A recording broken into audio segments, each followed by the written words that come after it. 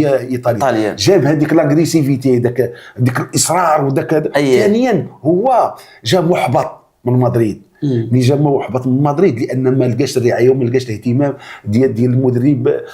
في الحقيقه حطوا في واحد الوضع في كرسي الاحتياط، وكنعرفوا كرسيات الاحتياط سبب الاحباط، سبب التذمر ديال ملي جا لقى بغى يفجر كاع هذوك الطاقات اللي عنده، بغى يبين لا الاداره مدريد لا المدرب مدريد انا ديت لاعب، ديت هداف البطوله وسجلت بهذا بانينكا، انتم اللي ما تقتوش فيا، وبغى يوجه رسائل للاداره للمدرب. برافو. دونك هو عنده حرب داخليه معه، وهذا حنا تنعيشوها. ابراهيم دياز قال هذيك بانينكا اللي نجحت عليا تسمى بان لعاب قوي ذهنيا هادئ. اخترت هذا الاسلوب ديال ضربه الجزاء، وعاد بقيت تذكرني بها المغاربه طيله حياتهم، بان ما يمكنش ابراهيم دياز في ديك اللحظه اللي كل شيء على الاعصاب وكل شيء متوتر وكل شيء متقلق، ويجي هو يتيري بديك الطريقه ديال بانينكا. حيت هو هذيك الطريقه ديال بانينكا الا ما كنتيش عندك واحد تنقولوا لو مونطال داسي ديال النحاس ما يمكنش تيريها. زوار موقع بديل، مرحبا بكم في هذه الحلقه. هل ابراهيم دياز انخرط في مؤامره وقرر عدم تسجيل ضربة الجزاء؟ لماذا ضاع الحلم المغربي؟ أي مستقبل لوليد الركراكي والمنتخب المغربي عموما بعد الكان؟ هذا ما نلامسه مع المدرب الوطني واللاعب الدولي السابق إدريس اللوماريس. إدريس مرحبا بك. مساء الخير أخويا حميد، وشكرا على الاستضافة. مرحبا بك دائما إدريس. سؤال مباشر، واحد السؤال نبدا به، هو السؤال اللي كنت باغي نطرح لك الاول، هو شنو هي اسباب الهزيمه انت كخبير كمدرب؟ ولكن نمشي معك لوحده هي اللي خارقه جدل. انت ككواري كمدرب كلاعب نمشيو لابراهيم دياز نيشان. نبدا بهذا السؤال الاول، واش بصح ابراهيم دياز يقدر يكون تآمر وجلسوا معاه والطريقه باش ضربها ورمى الكره واش مؤامره تما مفهومه؟ وما كندير مؤامره السيد لاعب ماتش وجاب بينالتي اخر دقيقه في المقابله، كيفاش يتامروا معاه؟ نشوف بحال هذه الاسئله نستحي نجاوب عليها، لان نستحي باش نجاوب عليها هذه يعني حشومه هذا الشيء. والسيد الشيء هذه اللعنه ديال ضربه الجزاء تلحقوا طيله المشوار ديالو كأسوأ ذكرى. تبقى تنوضوا بالليل غيفيق بالليل. هو هذيك الطريقه باش ضربها تتسمى بانينكا، بينالتي ديال بانينكا. هو كاين اللي ما كيعرفش كيسميو بانينكا هو واحد اللاعب هنغاري ضربها كتسمى بحال كنسموها حنا اما بيكي، كتبيكي الكره، فهمتيني؟ وهي المفاد ديالها مؤخرا هو اهانه الحارس كما كيفسروها الاعلاميين والخبراء ديال الكره، هو اهانه الحارس. يميلي لو غارديان دي بوت، هذا هو المفاد ديالو. وكل شيء دابا ولاو باغيين يحيدوا هذه لان ما داخلاش دابا. علاش هو دابا وليد هو سميتو ابراهيم دياز قال هذيك بانينكا اللي نجحت عليا تسمى بان لعاب قوي ذهنيا هادئ. اخترت هذا الاسلوب ديال ضربه الجزاء، وعاد بقيت تذكرني بها المغاربه طيله حياتهم، بان ما يمكنش ابراهيم دياز في ديك اللحظه اللي كل شيء على الاعصاب وكل شيء متوتر وكل شيء متقلق، ويجي هو يتيري بديك الطريقه ديال بانينكا. حيت هو هذيك الطريقه ديال بانينكا الا ما كنتيش عندك واحد تنقولوا لو مونطال داسي ديال النحاس ما يمكنش تيريها. هو راه برافو. ثانيا هو عنده واحد الصراع داخلي لان ما عاشوا في مدريد من داك عدم الثقه فيه من عند المدرب ووضعوه في كرسي الاحتياط، لانه عاش واحد المراره ديال كرسي الاحتياط والمعاناه، دمر نفسيا. هو ملي جا للمغرب لقى الاهتمام من عند اللاعبين، من عند الاعلام، من عند المدرب والرعايه، بغى يفجر كاع دوك الطاقات ديالو الداخليه وبغى ينهي المشوار ديال، لان بغى ينوجها بديك الطريقه اللي فيها المتعه، فيها الفرجه، فيها اللي غيخلي الكل العالم مبهور. دونك انا بالنسبه لي سميت دياز شوف مباشره من يخرج اجهز بالبكاء. راه ما يمكنش تصور ديك اللحظه الا ما عشتيش دوك اللحظات ديال هذيك، صعيب تقبلها. شوف انا غادي الا سمحتي لي طبعا ابو ادريس، دابا انت كتعاود وانا كنستحضر شخصيه ابراهيم دياز وكنشوفوا شنو كان كيدير في عدد من المباريات. لا خلي اللعب ديالو الزوين، لقيت التحليل ديالك منطقي. دابا الا درتي واحد الدراسه سيكولوجيه ليه كيفاش داير هذا الشخص في عقله. هو كلاعب زوين صافي، لا ينقر سوى جاحد مهاراته وقدراته الفنيه. كوطني غزال عطى اللي في قلبه، فنان عنده نقطه ضعف. وانت دابا كملتيها، وانا نقول لك ربما اتفق. رجع للماتشات ديالو كيدابز، ماشي هادئ، دائما كيشالي بيدو، ديما كيدوز مع شي لاعب وفي جميع الحركات. وانا اقسم لك بالله الا تارني هذا الانتباه قبل ما يتيري البيلانتي كنت كنتبه له. مثلا كاين لاعبين كتلقاو ما كيدابزوش، كتكون بحال ما تكلع. هو فيه هذا الجانب مندفع. الا شفتي هاد شخصيته مندفع، هاد الشخصيه لهاد الحوايج اللي قلتيهم انت، وهذا برافو ليك. دير هاد الطموح اللي عنده لحظه خصو تبقى مأرخه في التاريخ. دونك عنده واحد الحضور ديال الداخل كنخصو اللي يقادوا له الناحيه. وهنا الدور المدرب، هنا الدور الخبير النفسي. كان عنده هذا لو مونك. دونك ملي مشى ضربها بديك الطريقه ديال هذه التقنيه، وهذا اللي ما انتبهوش بزاف المحللين. ماشي انه متآمر، هو بغى يخلي بصمه. وهذا البصمه ما طاب ديك الدبيزه ديالو. هو عنده مشكل نفسي، لاحظ معايا لاسباب الله اعلم. هو زوين غزال، ولكن ملي سوا كيدابز سوا ماركي ديك البيت بواحد الطريقه في شكل كتدخل في اطار الشخصيه ديالو. واش ما كانش ازمه هنا؟ غنرجعوا لدور التكوين النفسي. المباراه ماشي رجليت. شكون اللي كيخصو يلتقط هذه الاشارات؟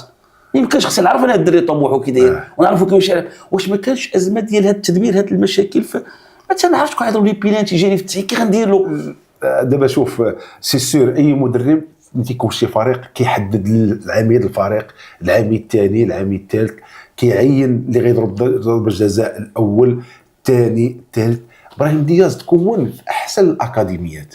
اتونسيون، في الاكاديميات راه كيهيئوك بدنيا نظريا. في مانشستر سيتي كان هو بدا فين؟ مانشستر سيتي تكون ذهنيا، تكون تقنيا، تيكونوك مع الابتكار، على الابداع، على لا. ولكن علاش كيدابز؟ هو مشى لايطالي، مشى لعب الميلان، مشى واحد لاص صغير في الايطالي. كاين تكون حرب تكتيكيه تما، وحرب بدنيه اقوى. بطوله فيها الجانب البدني هو المهم، وهي ايطاليا. جاب هذيك لاغريسيفيتي، داك الاصرار وداك. ثانيا هو جا محبط من مدريد. ملي جا محبط من مدريد لان ما لقاش الرعايه وما لقاش الاهتمام ديال المدرب.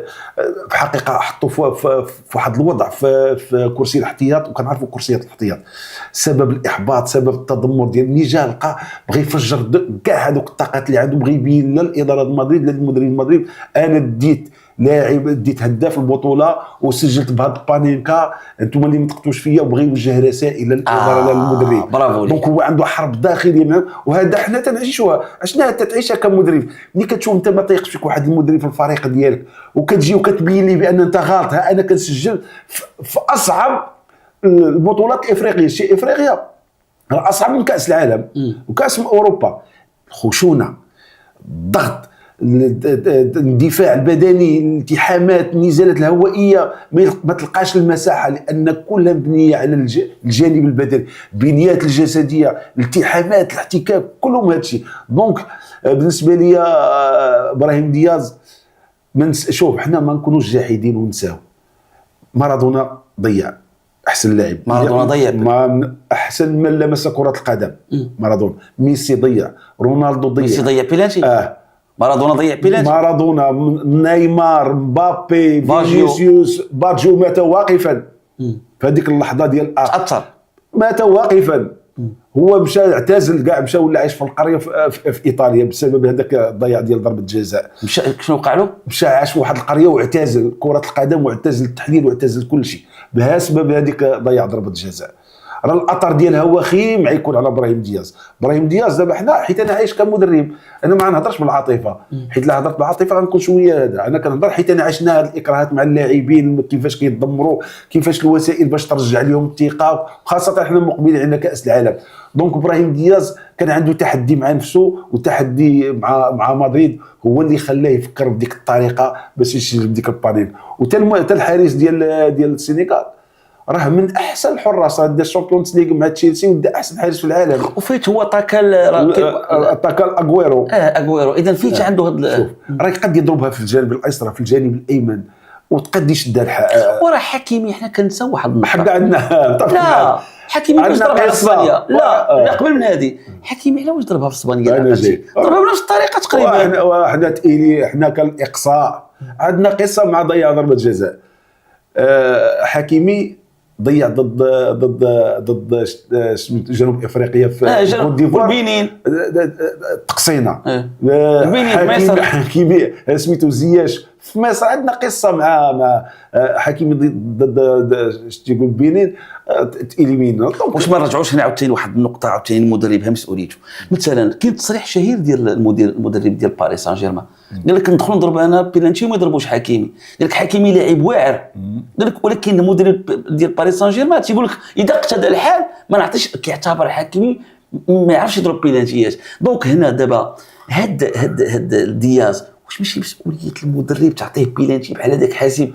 وما عندكش شكون يضرب لك بيلانتيات؟ شوف هو كيعطي اللاعب اللي اكثر ثقه اللاعب اللي اكثر ثقه وثانيا تيلعب على هداف البطوله لان راه ما تنساش راه ابراهيم دياز رد هداف البطوله وكان باغي بلا بيلانتي وكان باغي يزيد كل ما زدتي كل ما عاوتاني كتبقى مسجل في التاريخ ديال الكاف وداك الشيء. شوف ضربه جزاء ضربه الحظ بغيتي ولا كرهتي راه تدرب عليها وتمرن عليها.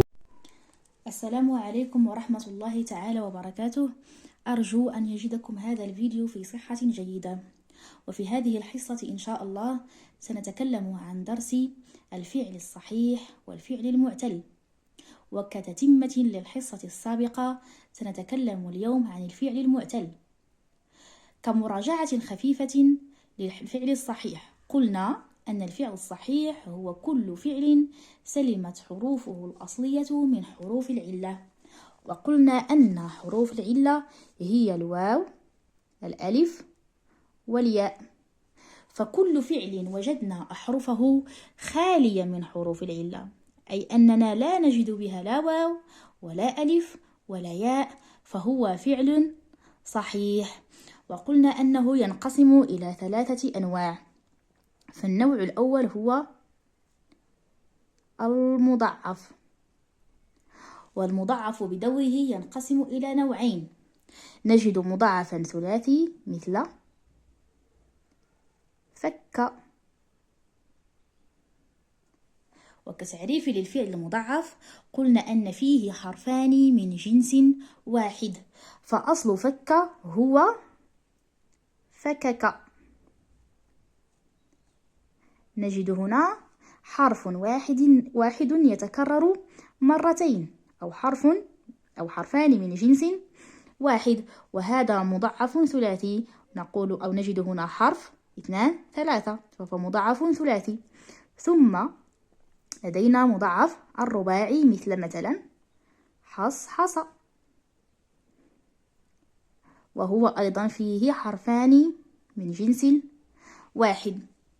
كما تكلمنا عن الفعل المهموز والفعل المهموز وهو كل فعل تكون فيه همزة في أحرفه الأصلية همزة مثل سأل. وكآخر نوع تكلمنا عن الفعل السالم.